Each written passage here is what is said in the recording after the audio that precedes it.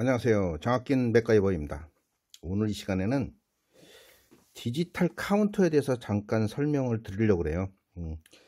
이거 같은 경우는 오토닉스에서 나온 FX4S라는 타이머와 카운터 겸용인데, 저는 오늘 뭐 디테일하게 막 그 회로를 짜고 뭐 이러지는 않을 거예요. 한 2가지 또는 3가지 정도의 깊이 있는 얘기를 말씀을 좀 드리려고 합니다. 지금 보시면 회로 뭐 다이아그램이라고 그러죠. 다이아그램을 보면 잘 보이실지 모르겠네. 다이아그램을 보시면은 4번과 5번에 100에서 240V AC 이 전원을 넣는 거죠. 4번과 5번에 전원을 넣고, 접점이 컨택터 아웃이라 그래갖고 2번이 C접점이네. 2번 C접점이고 3번이 B접점, 1번이 A접점. 그래서 이렇게 나와 있는데, 이걸 조금 한번 그려볼까요? 얘를 한번 그리게 되면 이렇게 그릴게요. 2줄로 놓고 이렇게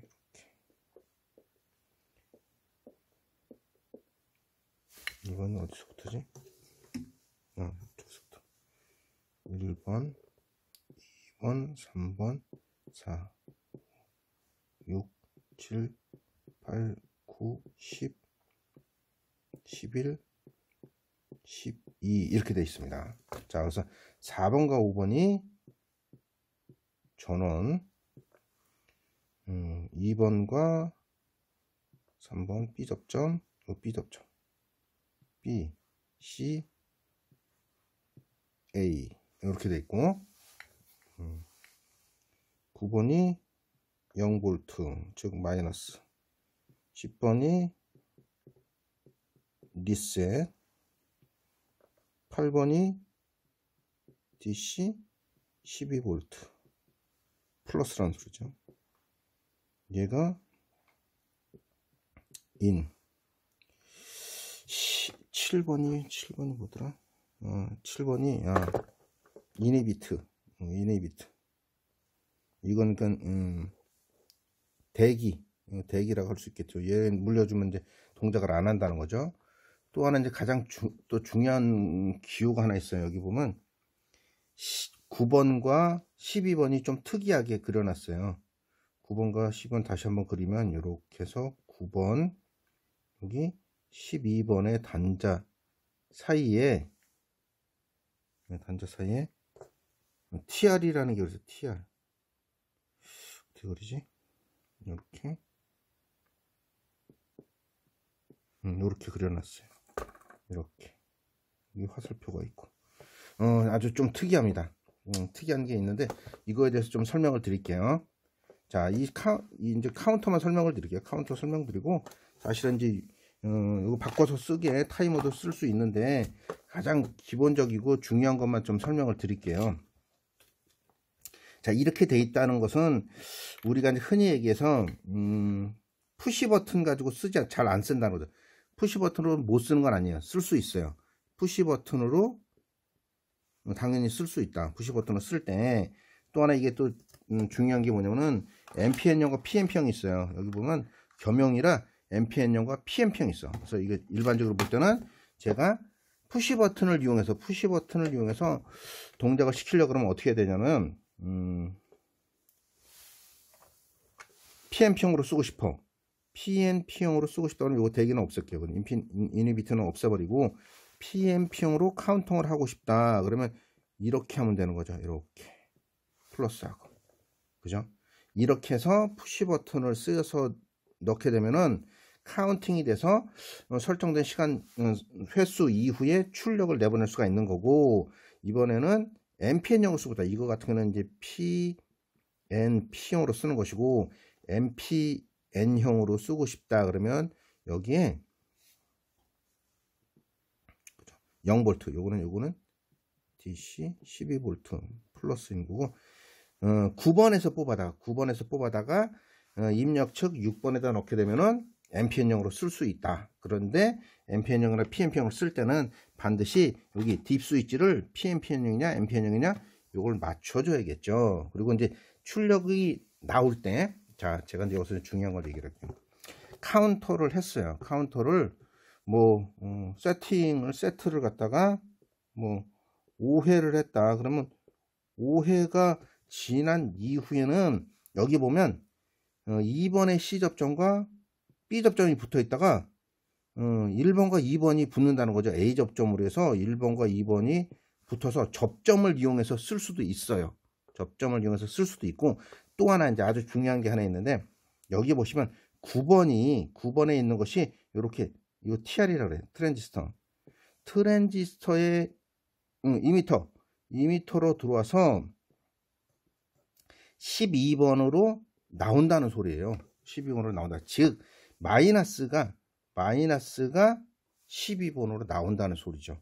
그래서 이게 굉장히 중요한 역할을 합니다. 이걸 이용해 가지고 보통 접점을 이용해서, 릴레이의 접점을 이용해서 사용할 수도 있고, 이걸로 접점을 이용해서 사용할 수도 있고, 12번으로 마이너스가 나오니까 우리가 이제 마이너스를 이용해서 코일에다가, 그죠? 릴레이에 그죠? 릴레이에 전원에다 연결해서 쓸 수도 있다는 거죠. 즉, 그러나 이게 마이너스가 나오니까 14핀짜리는 13번에 인가될 것이고, 소켓을 중심으로, 또 8핀짜리는 7번에 인가를 할 수 있겠죠. 그래서 이렇게 쓸 수 있고, 푸시 버튼이 아니라고 치면은, 푸시 버튼이 아니고 근접 센서라든가 이런 걸 쓰려고 하면은 PNP형이다 그러면 어떻게 될까요? 여기서 이제 근접을 쓰고, 갈색, 그죠? 갈색, DC, 이 플러스니까 갈색, 청색, 검정색을 입력으로 넣는다. 응? 검정색. 자, 이렇게 해서 사용할 수 있겠죠. 이렇게 검정색을 이용해서 사용할 수 있습니다. 센서는, 모든 센서는 이렇게 쓰는 거죠. 모든 센서는 이렇게 3선씩은 이렇게 쓸 수 있습니다. 3선씩은 이렇게 쓸 수 있는 거고, 근데 저희가 가지고 있는 것이 단선이야. 단선. 즉 두 가닥짜리야. 두 가닥짜리라 그러면 또 어려워질 수도 있어요. 두 가닥짜리인데 PNP형으로 쓰고 싶어. PNP형으로 쓰고 싶으면 여기에 두 가닥짜리의 갈색을 여기다 놓고, 그죠? 청색을 이렇게 연결을 합니다. 그러면 PNP형으로 해서 두 가닥짜리의 센서를 해서 쓸 수 있는 거죠. 두 가닥짜리를 이용해서 쓸 수 있고, 만약에 NPN형으로 쓰는다 그러면 이렇게 해서 청색 선을 0V에 연결을 하고, 그죠? 0V에 연결을 하고, 갈색을 이렇게, 그죠? 갈색을 이렇게 연결하면 NPN형으로, 제가 많이 했던 건데 NPN형으로 쓸 수 있습니다. 그렇게 어렵지는 않다. 쉬울 수도 있습니다. 근데 단지 이제 여기서 걱정스러운 것 중에 하나가 이제 뭐냐면은, 여기 카운터에 보시면 카운터나 다른 센서에도 이럴 수도 있어요. 광화이와 센서라든가 그럴 때도 있는데, 여기 보면 CPS라고 있어요. CPS. 저도 정확하게 뭐 이거를 용어를 해석해서 뭘 한다고 그러지는 못해요. 이거 보면은 속도예요, 속도. 저는 응답 속도 같아요. 응답 속도. 데이터 전송 속도 그러는데 응답 속도라고 할 수 있습니다. 그래서 이게 높은 거, 지금 보면 여기에는 1부터 해서 5까지, 1부터 해서 용량 1, 30, 2K, 5K 이렇게 돼 있어요. 그러니까 1부터 32면은 2000이라는 거죠. 2000. 얘는 5000. 그러니까 즉 이거 같은 경우는 응답 속도가 좀 느린 거고, 얘는 응답 속도가 점점 빨라지는 거죠. 응답 속도가 이쪽으로 갈수록 빨라진다. 그래서 어떤 것에 따라서, 어떤 물체를 감지하느냐에 따라서 1로 쓸 것이냐, 그죠? 어떤 경우는 5K, 5000으로 쓸 것이냐, 단위는 모르겠어요. 근데 요걸 쓸 것이냐가 중요합니다. 지금 보시면 제가 이제 잠깐의 실험을 한번 하면은, 여기 보시면 제가 이제 말굽 센서를 하나 달아놨어요. 말굽 센서를 하나 달아놨는데 이렇게 굉장히 카운팅이 잘 돼요. 그죠? 카운팅해서 숫자 계속 넘어가게도 되고 8번이 뭐 설정 값이 되면 딱 쓰게도 돼요. 지금 이제 이걸 예민하게 해놨습니다. 예민하게 해놨는데 요걸 덜 예민하게 한번 뭐 1로 한번 해볼게요. 6번 7번이니까 1번은 자, 리셋. 덜 예민하게 했어요. 자, 지금 보면 얘가 불은 들어오는데 어쩔 때는 되고 어쩔 때는 안 돼요. 그죠? 얘가 아마 천천히 이렇게 하면 돼. 그러니까 CPS의 속도가, 감도가, 그러니까 응답 속도나 이런 것이 숫자가 낮으면 면적이 넓어야 돼. 면적이 넓어가지고 이렇게 지나갈 때 천천히 지나가야 숫자를 읽을 수 있어요. 얘가 빨리 지나가면 못 읽어. 못 읽죠? 그래서 이렇게 CPS가 높은 쪽으로 하게 되면 예민하게 동작을 합니다. 예민하게 동작을 하니까 제가 이제 좀 더 예민하게 조정을 할게요. 여기 딥 스위치가 있어갖고 가장 예민하게 5000에다 맞췄어요. 5000에다 맞춰놓고 한번 해볼게요. 5000에다 맞춰놓고 이것도 안 되네. 너무 빨리 지나가면 안 되네. 리셋을 해야 됩니다. 리셋을 하고, 자, 그죠? 아주 디테일하게 확 되진 않네. 자, 요렇게 지나가 볼게요. 요렇게 한번 속도가 돼서 요렇게 지나가 볼게요. 훨씬 더 예민해졌잖아요. 아까는 그냥 빨리 지나가면 안 됐는데 이건 검은색이라고 그런 것 같은데, 그죠? 잘 읽죠? 아까 예민하지 않게 지나갔을 때는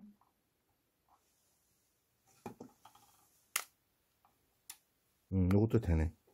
그래서 아주 속도가 이렇게 지나가면, 지금 속도를 했더니 못 읽잖아 얘가 지금. 그죠? 이 속도라면 잘 못 읽어요. 숫자를 많이 놓을까? 한 번밖에 못 읽고 이렇게.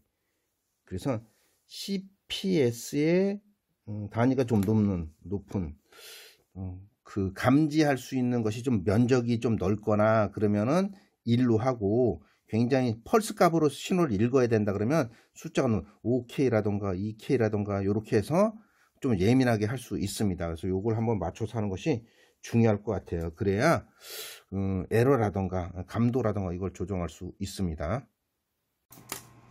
일단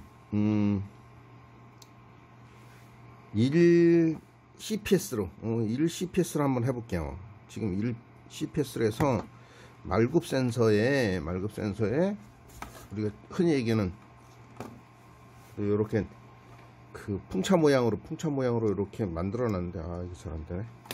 풍차 모양으로 만들어 놨는데 이걸로 한번 동작을 시켜 볼게요. 동작을 시켰을 때 이 1 CPS와 그 감도가 높은 게 얼마나 차이가 나는지 한번 보겠습니다.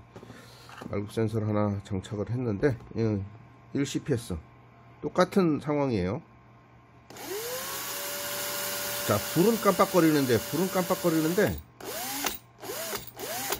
숫자가 정확한 카운터를 해줄 수 없습니다. 자, 다른 걸로 해볼게요. 지금 가장 높은 걸로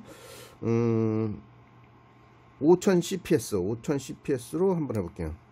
5000 CPS로 해서 리셋을 한 다음에 동작을 시키면 저 숫자 올라가는 거 보세요. 자, 정확히 올라가죠.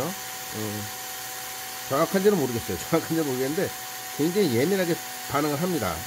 즉 CPS에 따라 CPS의 그 값이 높을수록 아주 예민한 것보다도 디테일하게 감지를 해갖고 카운팅을 한다. 그러니까 어떤 것에 면적이 넓거나 그러면 이게 또 면적이 넓은 것인데 그 CPS를 높게 하면은 숫자가 또 오류가 나요.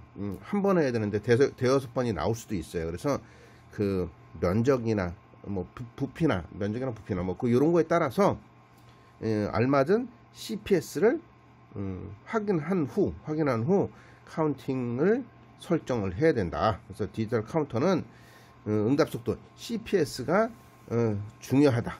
그죠? 자, 오늘은 디지털 카운터에 대해서 설명을 드렸습니다. 지금까지 장학긴 맥가이버였습니다. 감사합니다.